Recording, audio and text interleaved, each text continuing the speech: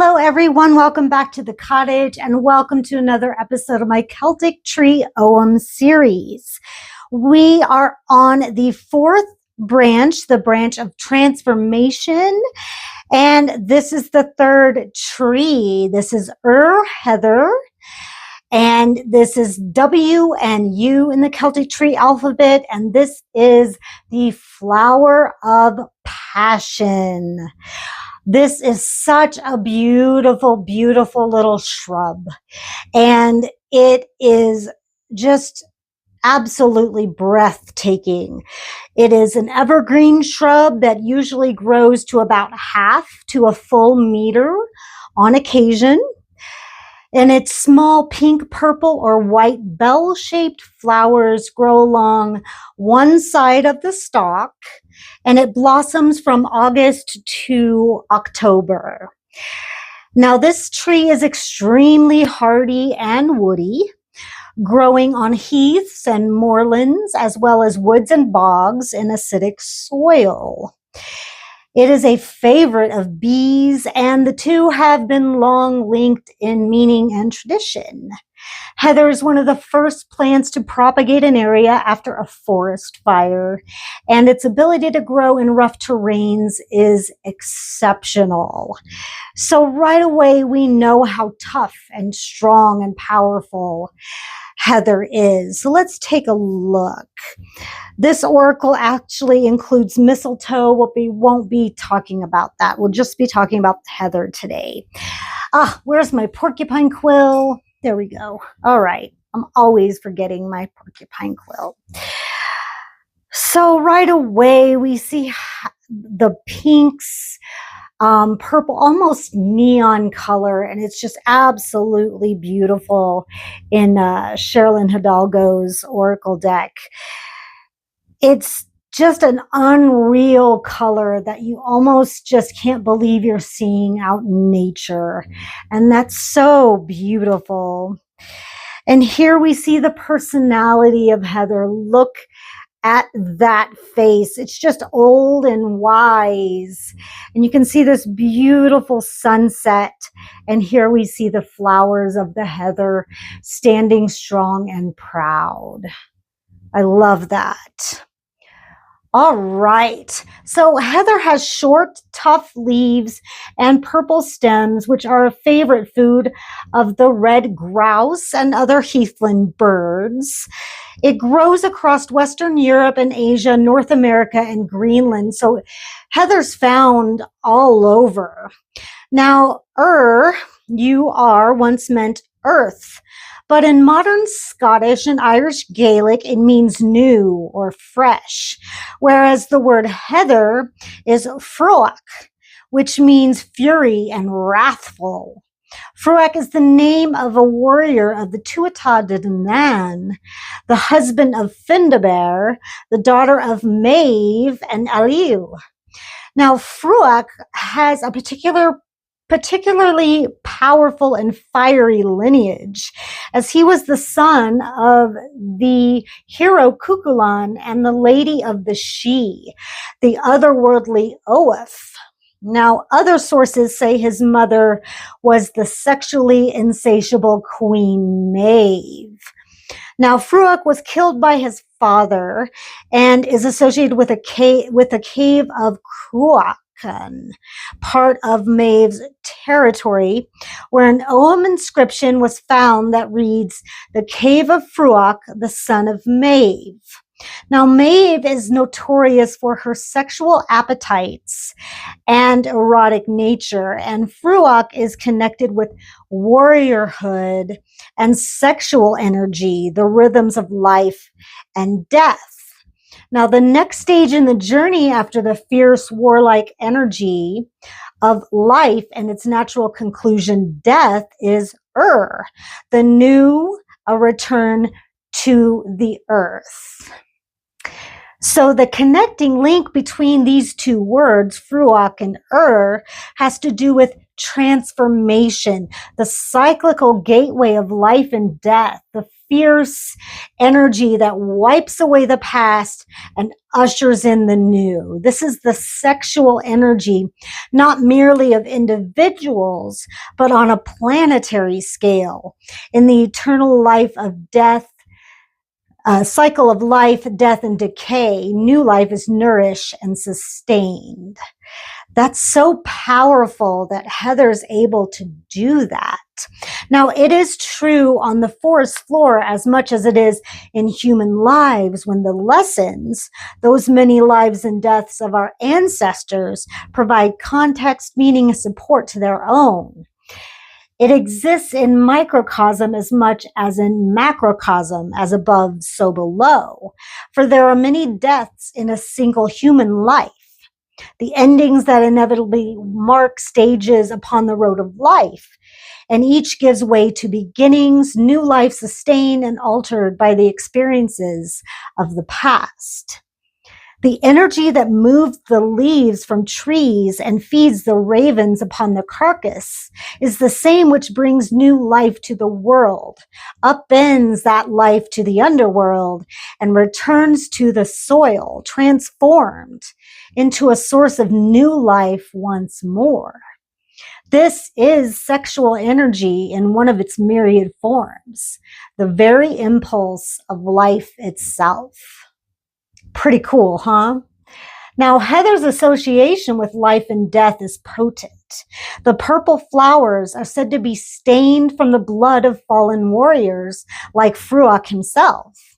The ancient dead are said to dwell in the burial mounds scattered across the British and Irish landscapes, their bones lying within, whilst their spirits feast in otherworldly realms.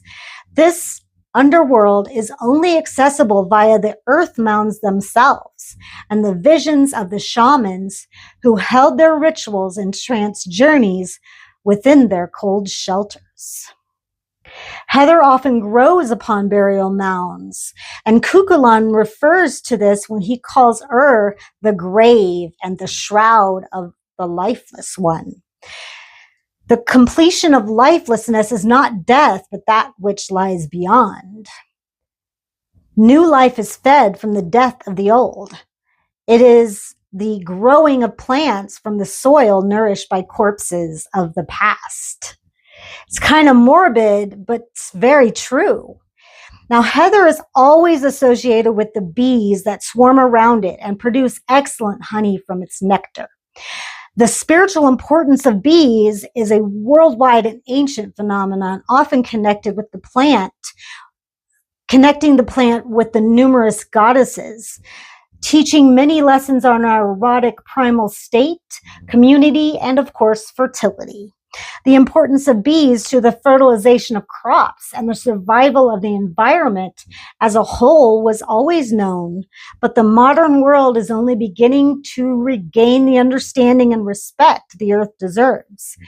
Bees in many ways are linchpins in the earth's fertility and the continuation of life itself. Thus, is connected to the newness of life and the fertile earth.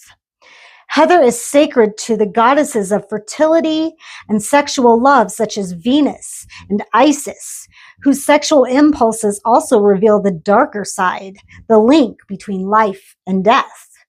Both are two sides of the same essential sexual energy, the thread upon which all life is strung, moving from birth to death and beyond. In many ways, heather's energy functions as a gateway, a channel between the worlds, the river of energy that flows along it between inner and outer to access the wisdom of the ancestors, the gifts of spirit, the fertility of the goddess, and the knowledge of our own souls. It is the flow between our conscious and unconscious selves. As summer progresses and heather blooms in ever-deepening shades of pink and purple across heaths, moors, and mountainsides, it is a sight to move even the least passionate of souls. Countless poets and artists have found inspiration in heather's heavenly smell and its color, which is never constant, drifting from pale lilac to red with the play of the light. In midsummer, When heather hums with the sound of millions of bees, the white goddess herself is often depicted as a queen bee, a femme fatale, surrounded by a swarm of her male devotees. In this way, heather is a symbol of woman as temptress, as the seducer and devourer of men, the love goddess who couples with the oak king before he is consumed in the midsummer fires. White heather is considered lucky because it is believed to protect against acts of passion. The bee itself is a Celtic symbol of wisdom, and controlled intoxication was seen as a way of parting the veils between this earthly reality and the world of the spirits and communicating with the gods. Drinking heather ale at midsummer celebrations promoted a festive atmosphere, breaking down inhibitions, encouraging the muse of poetry, music, and song to join the company, and invoking the goddess of love. But of course, if drunk to excess, people soon took leave of love, of their senses. Passions were unbridled and tempers flared. Acts of love could soon turn to acts of violence. So it is fitting that the reddish purple of heather is the color of passion. Now, the lesson of the heather. Heather is a symbol of passionate love, of sacrifice, and self-control. In the first place, heather represents enthusiasm and sensual pleasure and the benefits that can be enjoyed from spontaneous self-expression. But within this lust for life and exhilaration lies a deeper lesson of the consequences that may arise out of unbridled passion. The Celts believed that you were always totally responsible and accountable for the outcome of your actions. So you were wise to be sure of your own true nature before totally abandoning yourself to the potent delights of heather ale and the pleasures that it could bring. I love that it states you are totally responsible for the consequences of your actions. And I think that that needs to be a sign in every bar. Everywhere. Yeah. Unchecked, heather is short-lived and unproductive, but if burned yearly to the ground, it regrows with fresh vigor. The lesson of the heather is that a necessary balance must exist between self-expression and self-control for both to be enjoyable and effective. I completely agree. Now, practical and magical uses. The plant and its accompanying bees have an excellent effect on whatever grows around it. Apple trees bear much more fruit when growing near heather. The same can be said for us. Our lives and bodies bear fruit from our connection with the flow of life, the cycle of fertility and decay that is the goddess herself. Now, practically, heather has a myriad of uses. It used to be considered a good fuel for fire, especially in conjunction with the peat upon which it often grows. It was also used for fences and to make ropes, as well as in the manufacture of several dyes. Heather is still used to make brushes and brooms, and it was used to stuff mattresses. It was said then to have healing qualities as well as to induce restful sleep and insightful dreams.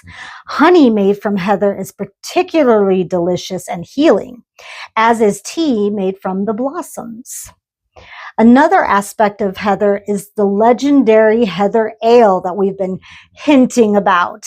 Now, the earliest traces of it go back to 2000 BCE, where Neolithic pottery shard found on the Isle of Rum was discovered to have traces of fermented drink made from heather flowers. The ale was loved by the Celts and all tribes of Northern Europe, including the later Vikings, but sadly, the recipe was lost centuries ago. Now, it was said to be an excellent cure-all, fortifying warriors before and after battle. It increased agility, endurance, it healed wounds, and restored spirits after the horrors and trials of battle.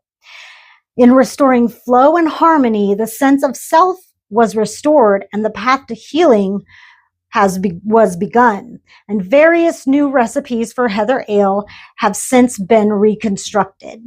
So we can duplicate it. It just might not be exactly the formula that did all that good stuff, right?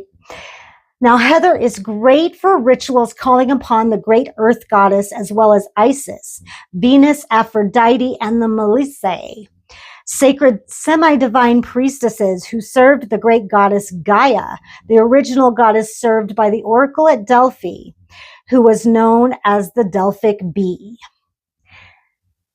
I've never heard of that, so I thought that I'd find this awesome picture, and I did. I love this. This is awesome. Now, the Celtic goddess Bridget also has many bee and heather associations. She can be called upon using heather flowers scattered around sacred space or burnt as an incense. Carrying heather is known to bring good luck, and it is also an excellent talisman for connecting with the great goddess and tuning into and harnessing empowered feminine energy. Heather can be used in charm bags to protect women, owing to shamanic assistance of its fierce spirit. However, there is no substitute for common sense and practical caution. It is better to use heather to see how you can protect yourself more effectively than to rely on it to do the work for you. Totally agree. Heather has been used magically to open portals between this world and the realm of the Sidhe. And purple heather especially was used to help contact the dead. Together with fern, it can be used in spells to call upon the rain, but only in real need. Yeah, if you do that and it rains for 2 weeks straight, that might not be the best. All right, in spellwork, place a sachet using white flowers for a good luck charm. Carry it with you or place it in a location where you will see it often. To strengthen love spells, place white and or pink heather flowers on your altar for 3 days. To help foster a deeper connection with your spirit guides, use a sprig of purple heather flowers on your altar when you contact them. Alternatively, inscribe the Ogham on a purple candle.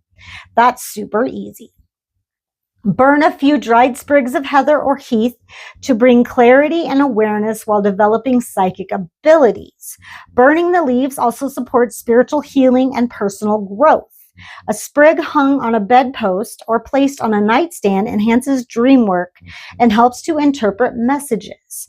Growing heather or heath in your garden provides protective energy around your home.